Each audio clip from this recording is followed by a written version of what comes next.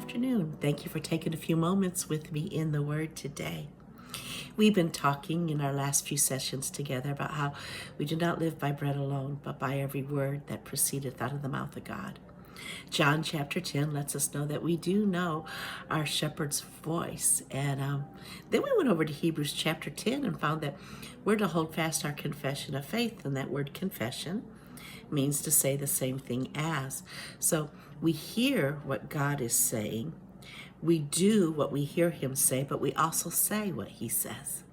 Now, when we look to the Word, we see where Jesus says that he is giving us the keys to the kingdom, so that whatever we bind on earth is bound in heaven, whatever we loose on earth is loosed in heaven.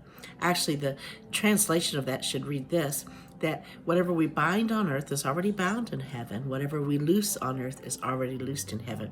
And he says he gives us those keys of authority, and the gates of hell can't stand against that.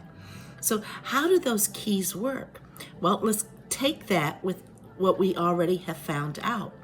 We hear what the Lord is saying, and we not only do what he's saying, but we say what he's saying. Now that is his keys in our mouth. Those words are what bind and what loose. Remember when we were in Mark chapter 11, that he lets us know that if we will speak to this mountain, be thou removed and cast in the sea, that it will be cast in the sea, right? And what is that? That's binding and loosening. That's operating in the authority of Jesus, the authority of his word. And so find out what God is saying about your situation. Find out what he's saying about you and your circumstances and what you can do.